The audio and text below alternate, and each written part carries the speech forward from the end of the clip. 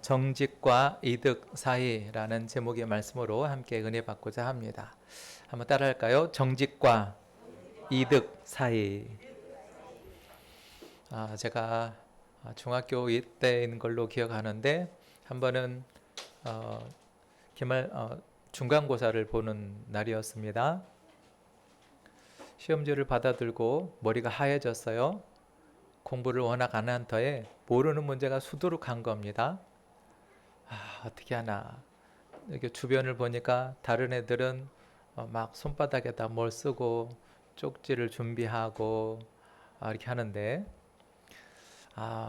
목사님 아들이 허튼 짓을 할 수는 없고 시험 문제를 풀자니 아는 게 없고 답답해서 이런 생각을 했어. 야, 내가 이번에 한번 정신 차리고 다음에는 열심히 해서 시험 성적을 올려야지 하는 그런 마음으로 그날 시험을 백지를 냈습니다. 어떻게 됐을까요? 저는 제 자신을 뭐 컨닝하거나 뭐 이런 거 하지 않고 정직하게 내가 실력이 이렇다 하고 백지를 냈더니 교무주임 선생님한테 불려가 가지고 실컷 두들겨 맞았습니다. 학교 방침에 저항하는 거냐 하고 나름대로는 자기 자신을 채찍질하는 마음으로 그렇다고 컨닝하거나 하지 않고 정직하게 해보려고 했는데 실컷 얻어 맞아가지고 아주 슬픈 하루였습니다. 우리가 살아가면서 이렇게 정직하지 않으려고 살아가지만 또 실제적인 우리의 삶에서 거짓말 한 번 안 해본 사람, 정직하지 못한 모습 없었던 적 한 번 없지 않습니까? 우리는 하루에도 우리 자신을 방어하기 위해서 순간적으로 위기를 모면하기 위해서 거짓말을 하기도 하고 마음이 없는 말을 하기도 할 때가 참 많지요.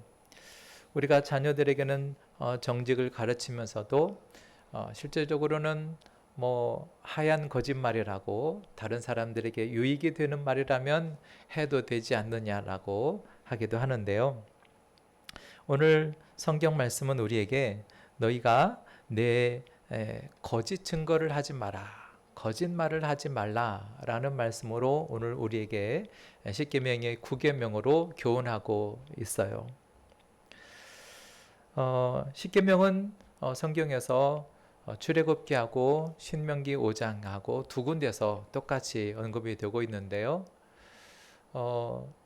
여기서 두 가지 다 내용에는 다르지 않습니다. 거짓 증거하지 마라, 거짓 증거하지 말지니라 하는데 중요한 단서가 있습니다. 누구입니까? 너의 이웃에 대하여입니다. 살인하지 말라, 간음하지 말라, 도둑질하지 말라라고 하는 말에는 전후문맥에 아무런 단서가 붙지 않는데 오늘 이 9계명의 말씀에서는 내 이웃에 대하여 거짓 증거하지 말라라는 말씀을 하고 있습니다. 그러면 이 말씀은 우리에게 무엇을 말하냐면 바로 하나님께서는 우리가 내 이웃, 다시 말해서 나와 다른 사람, 여러분 이웃은 나 아닌 모든 사람을 이웃이라 하지 않습니까? 내가 아닌 이웃, 나와 다른 모든 사람, 우리가 함께하는 이 사회, 우리가 함께하는 이 공동체를 보호하고 지키시기 위해서 하나님 우리로 하여금 그 공동체 안에서, 그 사회 안에서, 그 소속된 집단 안에서 우리의 말에 거짓말을 하지 않도록 우리에게 명령하고 계시죠. 그래서 오늘 이 계명은 우리의 공동체를 지키는데 우리 공동체를 보호하고자 하는 하나님의 뜻이 담겨져 있는 것이죠. 거짓말을 하지 마라, 거짓 증거하지 말라라고 하는 이 말의 1차적 의미는 이 구약시대에 법정에서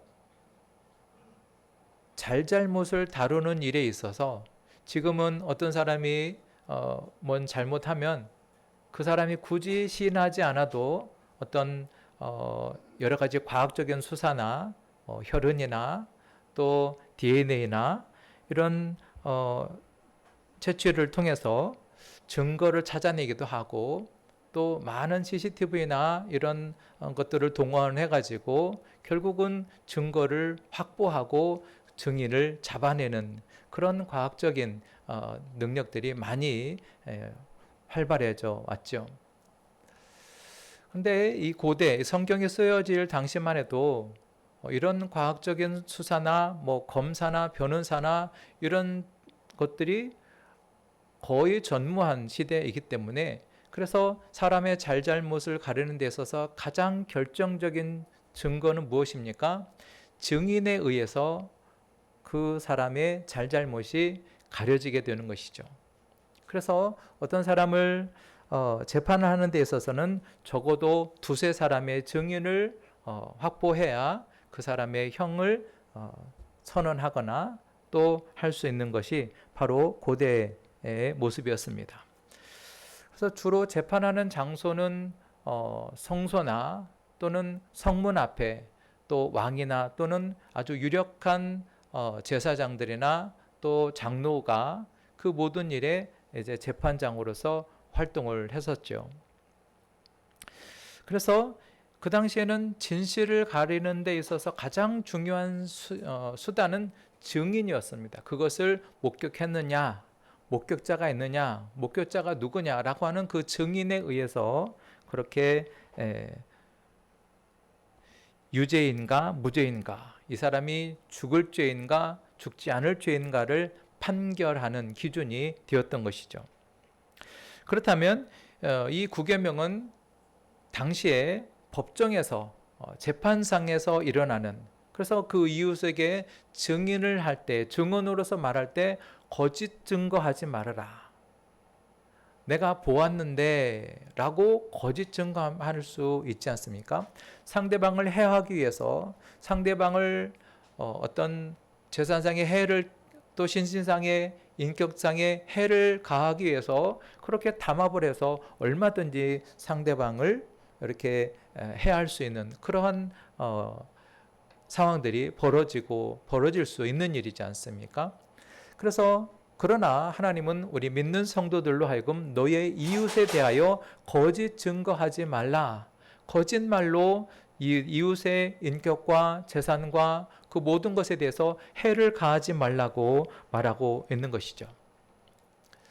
그렇다면 오늘 우리에게 주시는 이 구계명의 말씀은 그저 법정상에서 네 이웃의 재산상의 인신상의 해를 끼치지 않는 그런 법정적인 문제에서 그치는가? 그렇지는 않습니다. 오늘 우리는 이 말씀이 오늘 우리에게 적극적으로 주시는 명령에 대해서도 우리는 살펴보아야 되는데, 여러분, 우리 그리스도인들은 거짓말을 하지 않을 뿐더러 그러면 거짓말만 하지 않으면 우리는 이 구계명을 다 지키는 것이냐? 그게 아니라 우리는 적극적으로 참된 것을 말할 수 있어야 하는 것입니다. 여러분, 우리 주변에 또는 인류의 성인들 가운데서 거짓말을 한 번도 안 한 사람, 여러분 주변에 훌륭한 사람도 많이 있고 주변에 법 없이도 산다라고 하는 사람 있을 수 있지만, 그러나 실제 내면에 들어가 보면 그 안에서도 여러분 거짓말하지 않고 그가 그러한 실수하지 않은 사람 한 사람도 찾아볼 수 없지요. 그럼에도 불구하고 여러분, 단 한 번도 거짓을 말해보지 않은 한 사람 있습니다. 누굽니까? 우리가 믿는 예수 그리스도이시죠. 여러분, 예수님께서 십자가에 못 박히실 때도 바로 이 산헤드린의 공회, 그러니까 가장 중요한 것을 재판하는 그 공회의원에, 그래서 이 산헤드린 공회들은 가장 공정하고 정의로워야 할 이 산헤드린의 공회원들이 오히려 예수님을 십자가에 못 박기 위해서 사람들을 돈으로 매수해서 예수님을 모함과 공갈과 또 거짓으로 예수님을 결국은 십자가에 못 박게 한 장본인들이죠.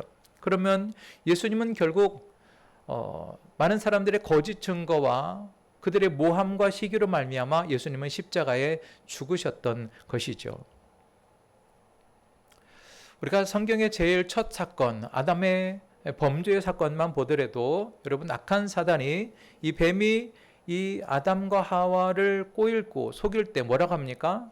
하나님이 이 동산에 있는 모든 나무를 의 열매를 먹지 말라고 하더냐 라고 실상의 하나님의 말씀에 덧붙여서 과장시켜서 말했죠. 하나님은 모든 나무라고 말하지 않았죠. 모든 나무 가운데 단 하나, 에덴 동산의 모든 나무는 다 먹을 수 있지만 단 하나만 먹지 말라. 그 나무의 열매는 먹지 말라 했는데, 사단은, 뱀은 그 여자에게 과장법을 씌워서 모든 나무를 하나님 먹지 말라고 하더냐라고 그렇게 속이고 또 거짓으로 넘어뜨렸죠. 그러고 보면 이 사단은 가짜뉴스의 가장 원조의 장본인이 되는 것이죠. 여러분, 우리가 접하는 소문들에는 사실 과장이 많이 섞여 있는 것을 우리가 보게 됩니다. 그래서 우리가 사람들에 대하여, 사람들의 허물에 대해서, 또 내 이웃에게서 들은 것을 우리가 다른 사람 앞에서 뭐 뒷담화를 하고 남의 흉을 보고 이간질하고 하는 것들, 여러분, 이것도 적극적인 의미에서 바로 구 계명을 범하는 죄에 해당한다는 것 우리가 아셔야 합니다. 여러분, 우리가 내 이웃에 대한 허물을 덮어주고 또 오히려 그를 위해서 중보하며 기도해 준다면, 형제의 허물을 덮어주고 또 위하여 기도해 준다면 그 공동체는 든든하게 서 갈 것입니다만은, 그러나 그렇지 못하고 형제의 허물을 자꾸 들추어내고 또 들은 것을 또 옮기고 하는 그런 공동체는 언젠가는 무너지고 말겠죠. 여러분, 우리가 잘 아는 신천지의 산 옮기기 작전을 아십니까? 산을 옮기는 작전, 교회를 통째로 삼키는 작전입니다. 어떻게 합니까?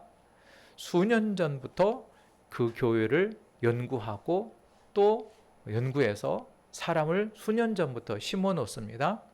그리고 그 교회에 이제 아주 열심히 하고 또 성실히 교회에 충성하고 하다가 마침내는 교회의 중직자들, 교회에 영향력 있는 사람들의 마음 앞에서, 사람들과 대화 속에서 계속 지도자와 또 교회 중직자들을 이간질하면서 속이는 그런 역할을 하는 사람들이 바로 사단의 신천지의 산옮기기 작전입니다.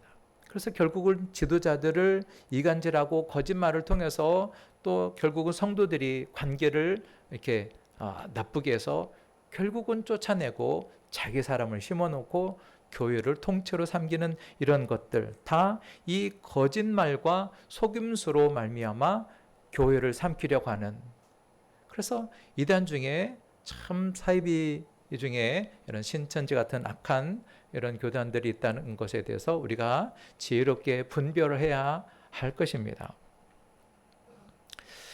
여러분, 그런데 오늘 우리에게 주시는 이 구계명의 말씀은 단지 우리가 거짓말을 하지 말고 속임수를 하지 말자라고 하는 그런 윤리적인 문제만이 아니라, 그렇게 거짓말을 하고 속임수를 하고 하는 그러한 자들은 존재 자체가, 예수님께서 뭐라고 합니까? 거짓말하는 자는 사단의 새끼다, 마귀의 자식이다 라고 이야기를 하죠. 요한복음 8장 44절에 보면, 너희는 너희 아비 마귀에게서 났으니 너희 아비의 욕심대로 너희도 행하고자 하느니라. 그는 처음부터 살인한 자요. 누구에 대해서? 마귀에 대해서 얘기합니다.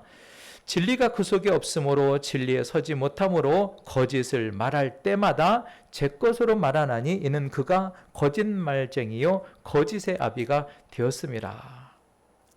여러분, 어떤 사람이 거짓말을 한다라고 하는 것은 사실 거짓의 아빈, 거짓의 마귀의 속임을 당하고 마귀의 유혹에 넘어간 것입니다.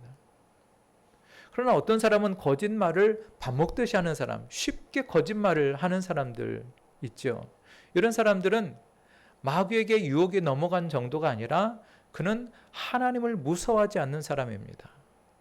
하나님을 두렵지 않으니 모든 것이 자기가 모든 상황을 말로 통솔할 수 있다라고 생각을 하는 교만이죠.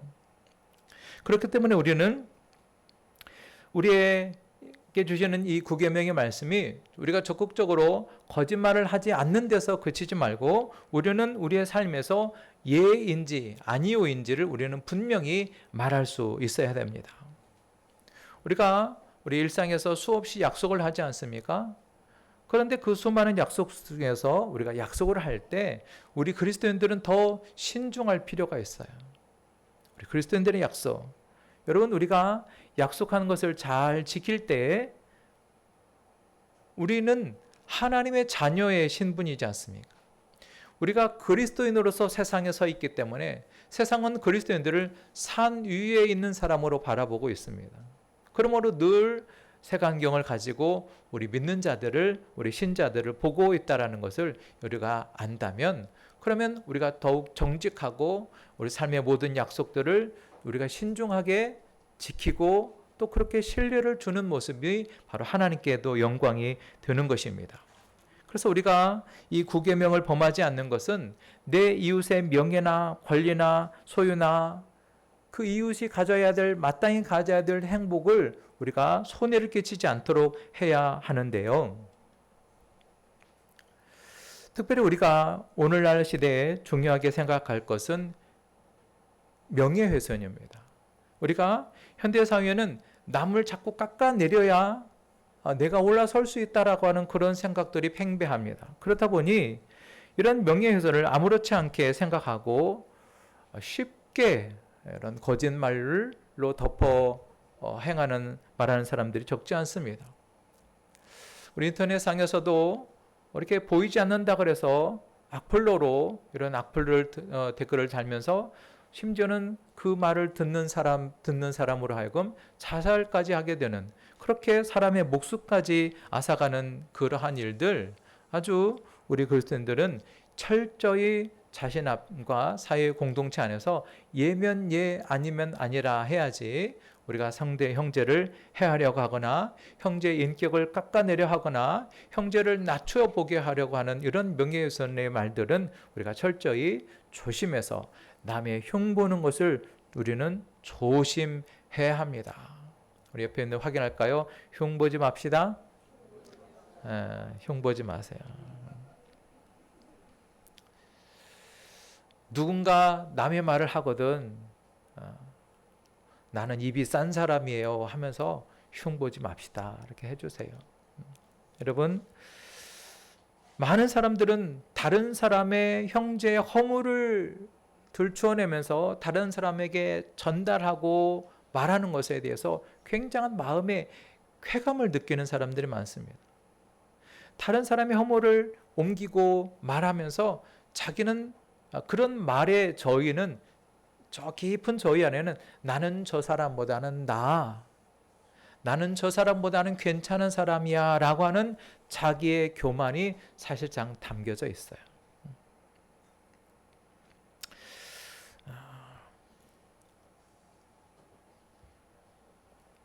특히나 목사는 더 많은 사람들 앞에서 또 말을 해야 하고 메시지를 전달하는 사람이죠. 저 같은 사람이야말로 더 신중하게 말하고 더 정제되게 말해야 되는데, 제 자신을 보면 말을 많이 하면 실수를 많이 하더라고요. 그러다 보니 제가 말을 아끼게 되는 것이 이제는 말수까지 적어든 그런 모습을 보게 되는데요. 여러분, 목회자는 성경이 말하는 것을 전달해야 되지, 하나님의 말씀 하나 던져놓고 자기의 이야기, 세상 이야기, 세상 교훈적인 이야기들로 설교 시간을 채우는 것은, 이것은 하나님 기뻐하시는 것은 아닙니다. 여러분, 내가 목회자가 옳은 소리 한다라고, 우리들도 마찬가지예요. 내가 옳은 소리 한다고 옳은 사람은 아니거든요. 그런데 내가 옳은 소리를 하고 바른 소리를 하고 하나님의 말씀을 전달한다 그래서 내가 마치 나도 의로운 사람인 것처럼 착각할 때가 많습니다. 여러분, 우리가 그리스도인일수록, 특히나 목회자인 저로서도 우리는 물질과 명예와 권력에 더 초연하면서 우리는 하나님의 진리를 전함으로 우리 안에 많은 맑은 물들을 사람들에게 흘려보낼 수 있는 그러한 존재로 우리가 살아야 하는 것이죠. 여러분, 좋은 목사는 어떤 목사일까요? 설교를 잘하고 설교를 재밌게 하고 많은 사람들을 교회로 모아서 교회를 부흥케 하는 목사일까요? 아니면 사람들에게 말씀을 잘 가르치고 말씀대로 잘 살아가는 그런 목회자일까요? 어느 쪽입니까? 전자일까요? 후자일까요? 물론 둘 다라고 말씀하시겠지만 저야 그 한 가지도 다 해당이 되지 못해서 스스로는 참 안타깝게 생각하고 여러분의 기도를 부탁을 드립니다. 여러분, 말씀과 강단을 책임져야 하는 목회자들은 성도가 듣고 싶어하는 설교를 할 것인가, 아니면 성도가 들어야 할 말씀을 전할 것인가 라고 하는 것에 대해서 고민이 참 많은 것이 사실입니다. 여러분, 성도들이 듣고 싶은 설교 있어요. 압니다. 그러나 성도가 들어야 할 설교가 있거든요.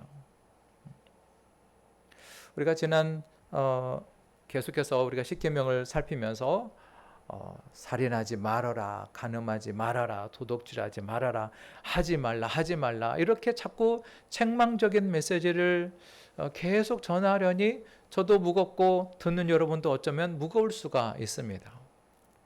그러나 여러분, 하나님은 우리를 징계하거나 우리를 얽매이게 하는 것이 아니라 오히려 우리 교회 공동체를 보호하고 하나님의 나라를 거룩하게 구별되게 세워가고자 하는 하나님의 배려와 사랑이 담겨 있는 것이지, 여러분, 우리를 얽매이고 우리를 옥죄이고 하는 그런 메시지가 전혀 아닌 것을 여러분도 아시지요?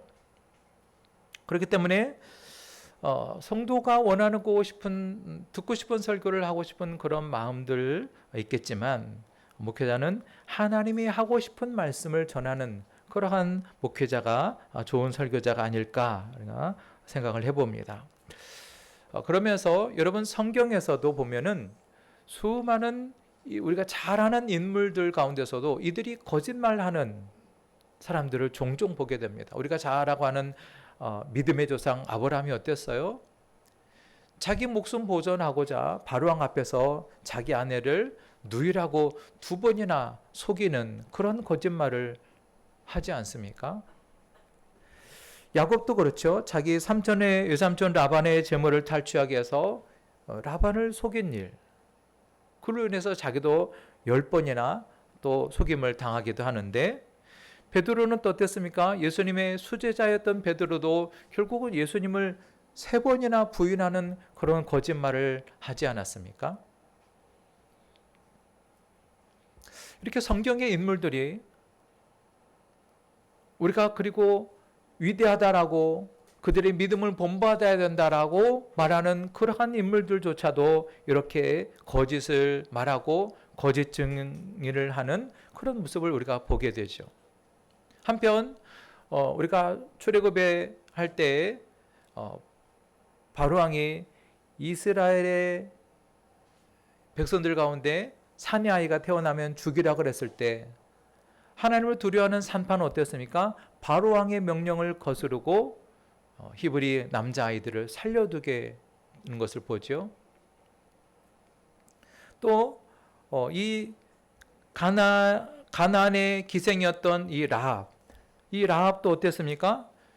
그 가나안의 정탐꾼으로 보내졌던 그 가나안의 민족으로 볼 때는 정탐꾼인데, 그 가나안 민족의 이 라합이 그 자기 나라를 살피러 온 스파이를 살려서 돈에 보내지 않습니까? 그러면서 자기 동포에게 거짓말을 해서 저 이스라엘 히브리 민족의 정탐꾼을 살려보내는 이 가나안의 기생 라합의 이 그러한 거짓말, 안나니아와 삽비아라가 하나님께 드려야 될 헌금을 속인 일로 죽인 일까지도 있었죠. 자, 그런데 성경은 이 기생 라합이 자기의 동족을 속이고 이스라엘의 정탐꾼을 살려보내는 이 거짓 증거한 일로 성경은 한 번도 이 라합을 잘못됐다, 거짓말했다, 그렇게 정죄하지 않는 것을 봅니다.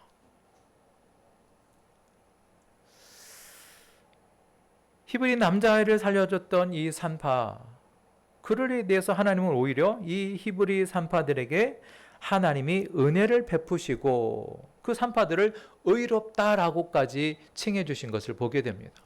아니, 거짓말을 하고 또 거짓 증거를 했음에도 불구하고 이러한 자들을 하나님이 정죄하지도 않고 의롭다라고 칭해 주셨어요. 이쯤 되면 우리 생각이 좀 혼동이 오게 되네요. 아니, 하나님이 한 말씀으로 또 이중적으로 대하시네 라고 생각할 수가 있겠지만 아니요.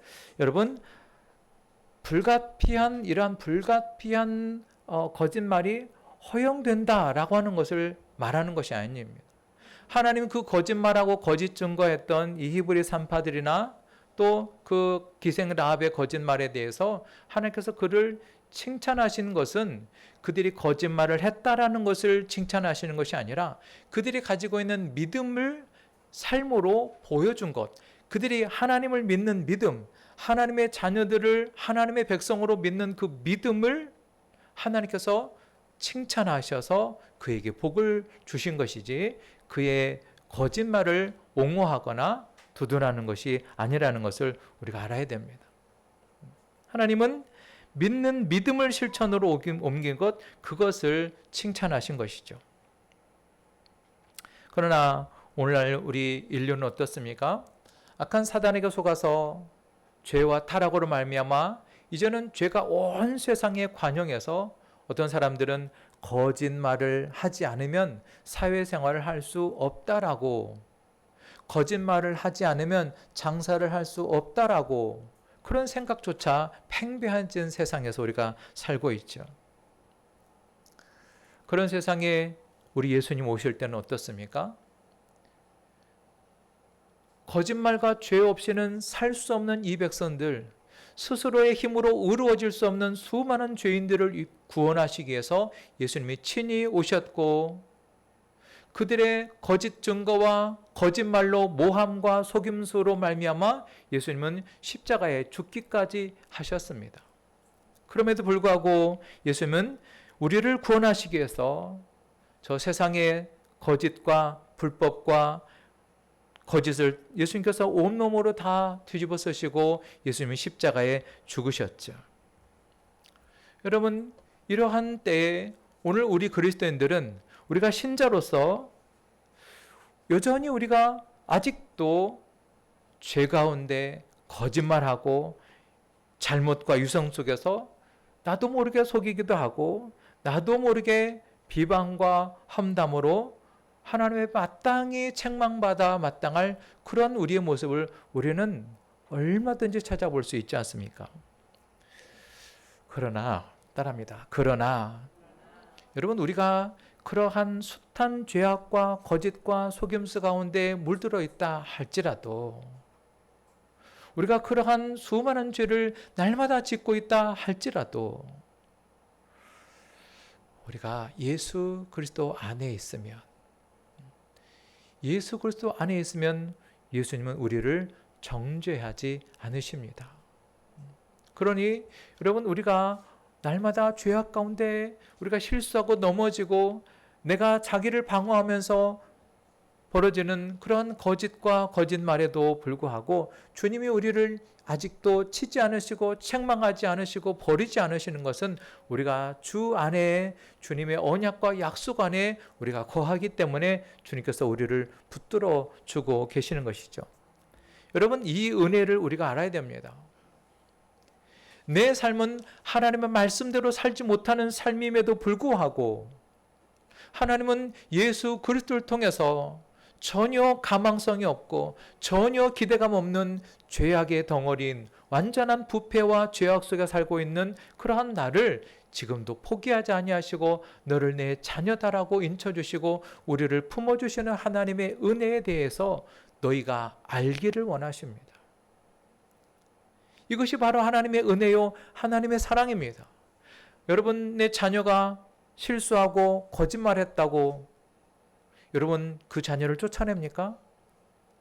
지난번에 거짓말하고 오늘 또 거짓말했다고 그 자녀를 호적에서 뽑아냅니까?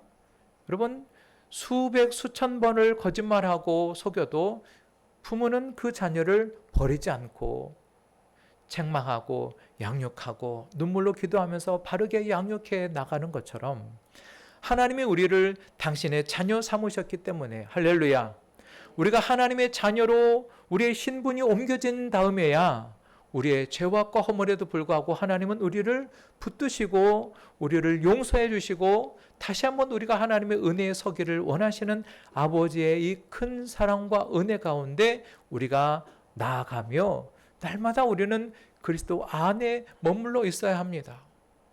이 하나님의 사랑과 용서하시는 하나님의 사랑 안에 머물러야 하는 것입니다.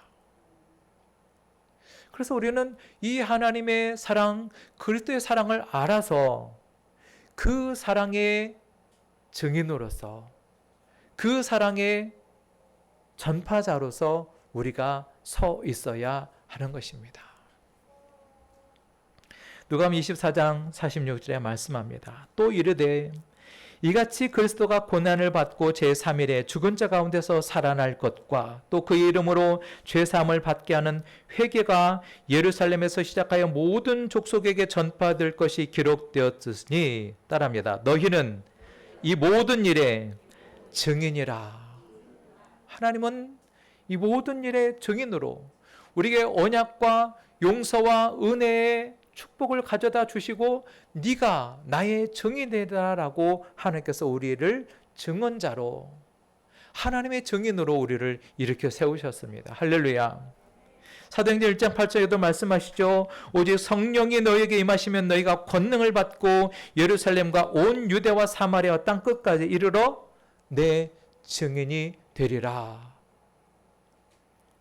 이사야 43장에도 나 여호와가 말하노라 너희는 나의 증인 나의 종으로 택함을 입었나니 이는 너희가 나를 알고 믿으며 내가 그인 줄 깨닫게 하려 함이라.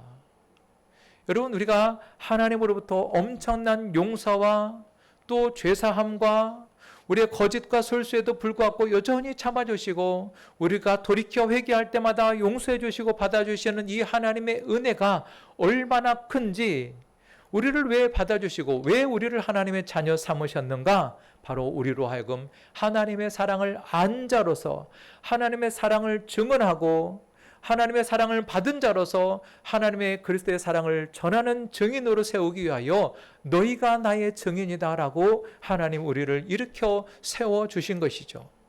우리는 우리 스스로 일어설 수 없고 우리는 우리 스스로 나아가서 전할 수 없는 그러한 숱한 죄인이요 낙인 찍힌 죄인이지만 하나님은 우리를 그럼에도 불구하고 아니야, 사람들은 나를 죄인으로 거짓말쟁이로 말한다고 그렇게 인식할지 몰라도 하나님은 나를 너는 내 자녀야, 너는 내 백성이야 하시면서 나를 보배롭고 존귀하게 여겨주시고 나를 대해서 계속해서 신뢰해 주시고 나를 포기하지 않으시고 나를 인정해 주시며 너는 나의 증인이야, 너는 나의 얼굴이야, 너는 나의 대변자야 라고 나를 일으켜 세우시네요.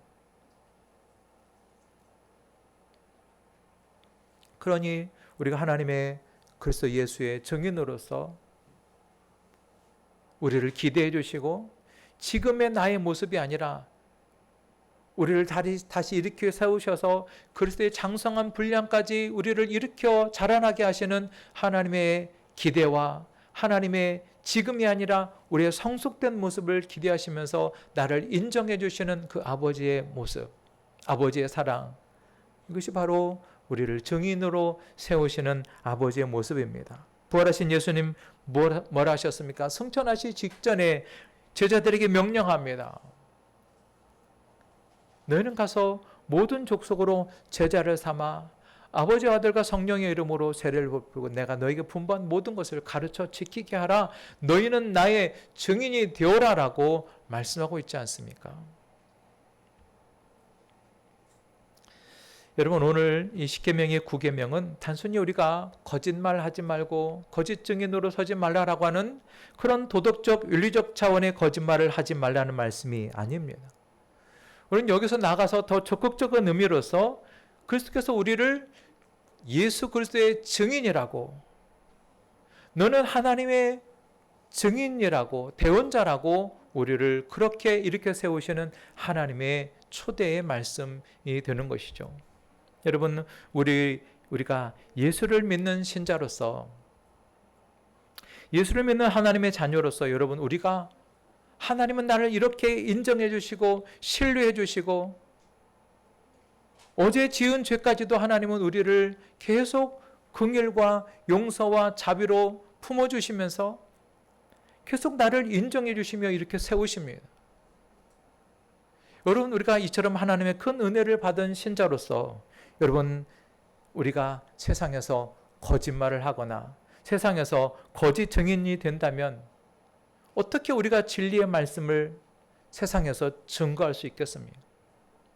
하나님이 나를 증인으로 세우는 것은 하나님의 복음을, 예수 그리스도의 복음을 세상에 가서 증인으로, 전파자로 그렇게 우리를 세우게 하기 위함인데, 우리 입에서 나오는 말이 거짓이요, 거짓 증거요, 속임이요, 내 욕심을 채우는 말이라면 세상 사람들이 우리 그리스도인들과 내가 하는 말을 두고, 아니 저 거짓말쟁이가 하는 말 좀 봐,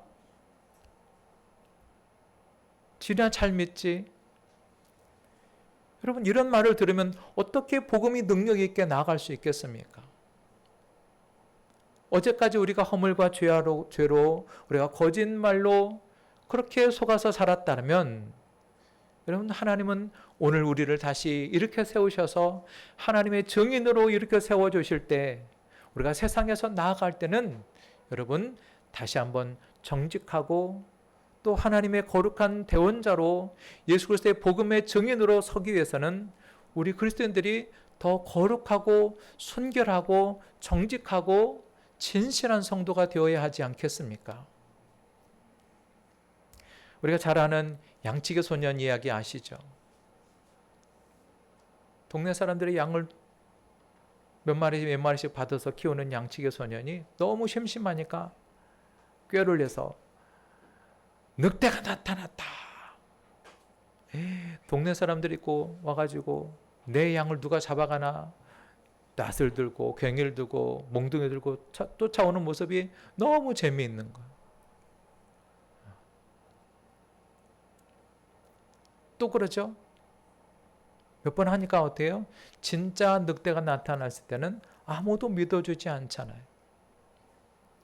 여러분, 우리 그리스도인들이 평상시 우리의 일상의 삶에서 우리가 세상의 빛과 소금의 역할을 감당하는 자로 우리를 그리스도의 증인으로 부르셨는데, 우리가 양치기 소년처럼 우리 입에서 나오는 말이 거짓과 속임수와 자기 욕심과 자기 방어적 삶을 살아간다면, 여러분, 누가 우리의 말을 믿어주겠습니까?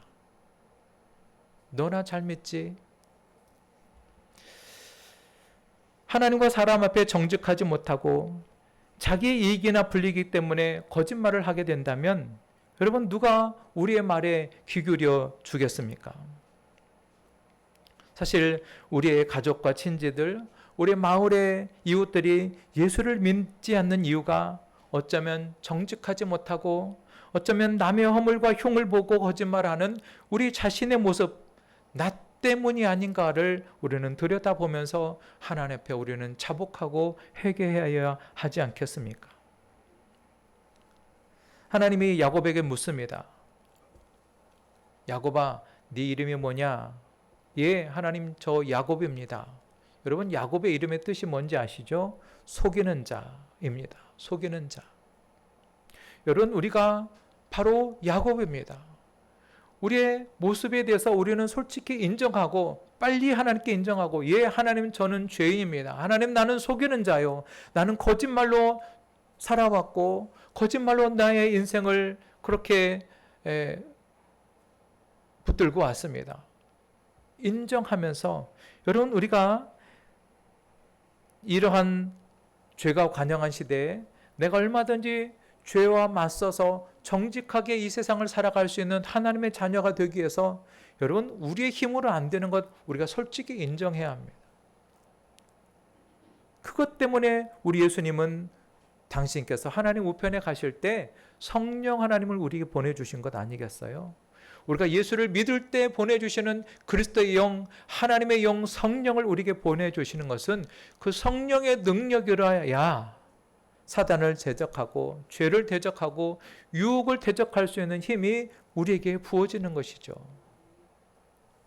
그리고 오늘 솔직히 인정하고 하나님의 영광과 이웃의 구원을 위한 증인으로서 내 입술과 내 말과 혀를 성령께서 붙들어 주시도록 순간적인 위기 모면과 위기 상황을 피할 것과 자기의 이익을 위해서 얼마든지 거짓말하는 그러한 모습이 아니라 설령 손해를 보더라도 우리가 그리스도인으로 살아가기 위해서 정직하고 진실한 하나님의 사람이 되게 해달라고 그렇게 우리는 날마다 성령 하나님을 의지하며 살아가야 합니다.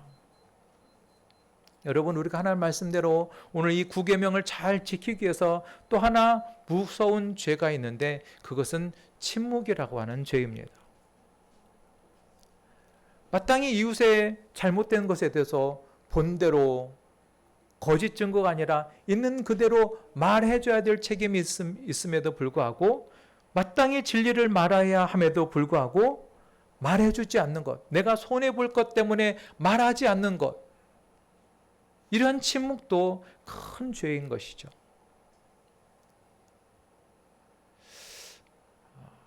십수년 전으로 우리 성도 가운데 제가 들었던 이야기인데 출근하면서 집에서 주차를 하다가 옆에 있는 차를 긁었어요. 주차된 차를 긁었어요. 찌그러지지도 않고 살짝 기스가 났어요. 좀 긁힌 정도고 아무 누구도 보지 않았어요. 여러분이라면 어떻게 하시겠습니까? 어떻게 해야 되겠습니까? 우리 교우 성도 이야기입니다. 차 남발을 해가지고 전화번호를 확인해서 오게 해서 상황을 보고 근데 이쯤 되면은 저 같으면 괜찮습니다 했으면 좋을 텐데 그거를 가지고 값을 물고 수십만 원을 물어줬다는 얘기를 들었어요. 여러분, 이처럼 우리 그리스도인들은 내가 손해가 되더라도 정직해야 하는 거예요. 아무도 보지 않아도 하나님이 보시기 때문에 여러분, 그것이 바로 우리 그리스도인의 모습이어야 하지 않겠습니까? 마땅히 우리가 진리를 말해야 함에도 불구하고 마땅히 우리가 복음을 전해야 함에도 불구하고 전해야 될 복음, 전하지 않으면 그 영혼이 죽는 것이고 전하지 않으면 세상이 망하는 것인데 우리가 사랑하는 사람, 우리의 지인들에게 이 생명의 복음을 말하지 않고 침묵하는 복음에 대해서 복음이라 말하지 않고 복음에 대해서 침묵하고 있다면 여러분, 이것이야말로 세상에 그 어떤 거짓말보다 더 위험한, 더 무서운 죄가 되는 거짓말 아니겠습니까? 진리에 대해서 말하지 않는 침묵, 복음에 대해서 말하지 않는 침묵.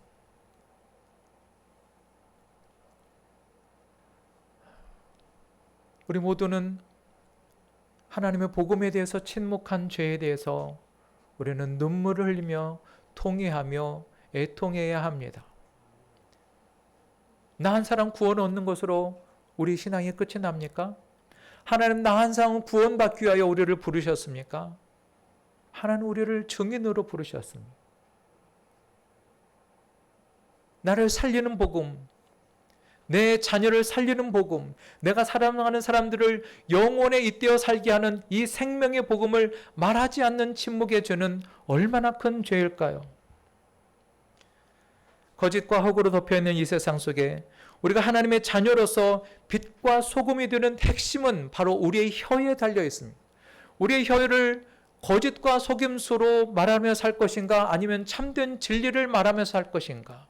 그저 거짓을 말하지 않는 것으로 우리의 책임이 끝나는 것이 아니라 참 진리를 말하지 않는 것도 하나님의 두려운 심판의 대상인 것을 우리는 분명히 알고 오늘 하나님께서 우리에게 주신 이 혀의 권세를 잘 다스리고 잘 사용해서 우리의 말과 혀로 참된 것을 말하여서 우리의 이웃의 명예와 생명을 해하지 않을 뿐더러 진리를 말하고 복음을 전하는 주님의 산 증인들이 다 되실 수 있기를 바랍니다.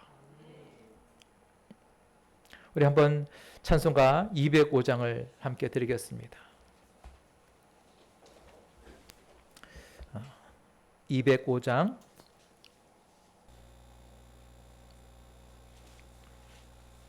3절과 4절을 드립니다.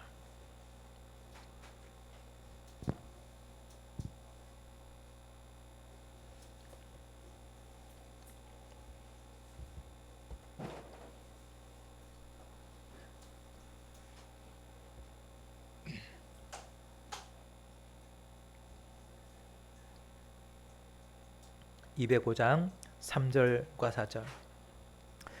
주 예수 나를 위해 이 세상에 오셔서 날 구속하신 은혜에 말하여 주시오. 나 같은 사람 위에 주 보혈 흘려 주셨네. 이 복스러운 말씀 또 들려 주시오. 여러분, 세상 사람들이 우리 그리스도인들을 향하여서 그들이 말하지 않지만 그들은 이 복된 말씀을 필요로 하고 있고 요구하고 있습니다. 우리 입에서 내 이익과 내 욕심을 위한 말이 아니라 오직 하나님의 생명의 복음을 우리 이웃들에게 말해주고 전해줄 수 있는 우리 믿음의 공동체가 될 수 있기를 바랍니다. 3절과 4절.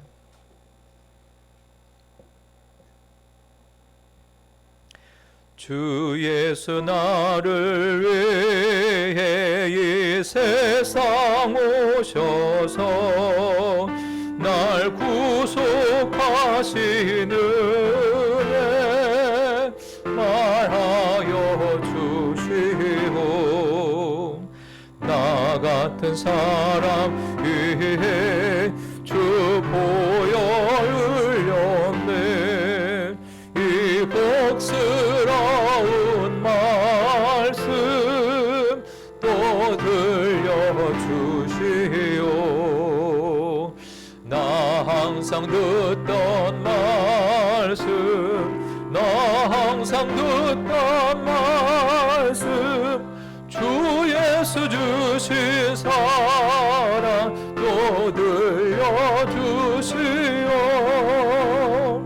이 세상 헛된 영화 날 미혹할 때 주 예수 크신 사랑 또 들려주시오. 천국의 빛난 영광 내 눈에 비칠 때 주 예수 크신 사랑 또 들려주시오. 나 항상 듣던 말씀, 나 항상 듣던 말씀, 주 예수 크신 사랑 또 들려주시오. 나 항상 듣던 말씀, 나 항상 듣던 말씀, 주 예수 크신 사랑 또 들려주시오. 계속 반주해 주시고요. 오늘 말씀을 생각하면서 함께 같이 기도하겠습니다. 오늘 구계명이 우리에게 주시는 말씀, 내 이웃에 대하여 거짓 증거하지 말라. 우리가 마땅히 거짓과 속임수로 우리가 정직과 이익 사이에서 우리가 무엇을 선택할 것인가. 우리 그리스도인들은 내가 손해가 되더라도 우리는 항상 진실을 말하고 또 정직한 하나님의 사람이 되어야 할 것입니다. 우리가 하나님과 사람 앞에서 정직하지 못한다면 어떻게 우리가 하나님의 산 증인이 될 수 있겠습니까? 또한 우리가 하나님의 복음의 증인으로 부름을 받았는데 증인이 말하지 않는다면, 파수꾼이 소리치지 않는다면 성 안에 있는 또 성 밖에 있는 사람들의 죽음의 핏값은 바로 그 파수꾼에게 묻겠다 하셨습니다. 오늘 우리 입술에 구원의 복음, 생명의 복음을 우리에게 주셨는데 하나님 이 복음의 산 증인들이 되게 하여 주옵소서.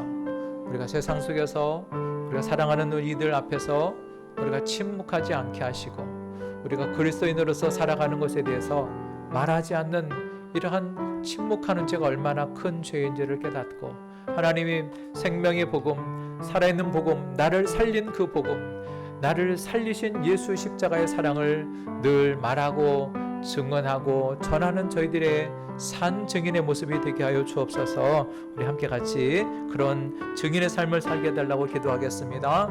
하나님 우리 아버지 감사합니다. 아버지 하나님, 우리가 주 하나님의 거룩한 백성으로 자녀로 부름받은 은혜를 감사합니다. 여전히 연약하고 부족하고 하루에도 수없이 우리가 거짓과 속임수로 나 자신을 속이면서 나 자신까지도 하나님 속으면서 그렇게 살아왔던 지난 날을 후회하고 가슴을 칩니다. 아버지 하나님, 이제는 거짓과 속임수에서 벗어나서 오직 하나님의 진리에 붙들려 성령에 이끌려 살아가는 저희들 되게 하여 주옵소서. 악한 세상을 이기는 아버지 하나님, 이 세상 아버지 하나님, 우리가 성령의 도우심이 아니면 우리가 세상을 이길 수가 없습니다. 성령님의 은혜가 아니면 우리가 이 세상을 이겨나갈 수가 없습니다. 하나님, 내 힘으로는 이 거짓된 세상에 살아갈 수 있는 힘이 없습니다. 오 주님, 도와주시옵소서. 성령 우리 마음에 거룩한 영, 정직한 영, 하나님 순결한 영을 허락하여 주셔서 늘 진실을 말하게 도와주시옵시고 하나님의 생명의 복음의 증인이 될 수 있도록 도와주시옵소서. 하나님의 복음, 예수 십자가의 사랑에 대해서 침묵했던 죄를 용서해 주시옵소서. 말하지 않음으로 말미암아 구원받지 못한 하나님 그 죽어가는 영혼들에 대한 핏값은 하나님 우리의 책임이요 우리의 아버지는 방종이 아니겠습니까? 하나님 용서하여 주시옵시고 오늘 우리의 침묵의 죄를 하나님 용서하여 주셔서 우리를 다시 하나님 복음의 증인으로 하나님 복음의 나팔수가 될 수 있는 하나님 복 있는 혀가 될 수 있도록 우리를 사용하여 주시옵소서. 어디에 있든지 어느 곳에 있든지 거룩한 하나님의 사람들, 거룩한 그리스도인들, 정직한 그리스도인들, 참된 신자들이 다 될 수 있도록 도와주시옵소서. 내가 있는 그곳에서 내가 있는 어떤 상황을 맞닥뜨리든지 하나님 우리 그리스도인들은 정직한 사람들 되게 하여 주시옵소서. 진실한 사람들 되게 하여 주옵소서. 손해가 되더라도 바른 말을 하게 하여 주시고 예면 예 아니면 아니라 말할 수 있는 자가 되게 하여 주시옵소서. 오 하나님 아버지요, 하나님의 생명의 복음을 말하지 않은 침묵한 죄를 하나님 용서해 주시고 하나 어디에 있든지 나는 아버지 하나님의 예수의 증인으로 예수님의 제자로 하나님의 거룩한 백성으로 이 땅을 살아가는 저희들 다 될 수 있도록 하나님 도와주시고 날마다 성령의 능력으로 저희들을 덧입혀 주시옵소서. 이 모든 말씀 지금은 우리 구주 예수 그리스도의 은혜와 하나님 아버지의 크신 사랑과 성령의 내주 교통 충만케 하심의 은혜가 오늘 거짓 증거하지 말라라고 하는 주님의 말씀을 붙들어 이제 우리 입술에 정직을 말하고 우리 입술에 복음이 담겨 하나님의 참 증인 되기를 다짐하는 여기에 모인 모든 성도들의 심령 위에 저들의 산업 위에 저들의 앞으로의 삶 위에 지금으로부터 영원히 함께 있을지어다. 아멘.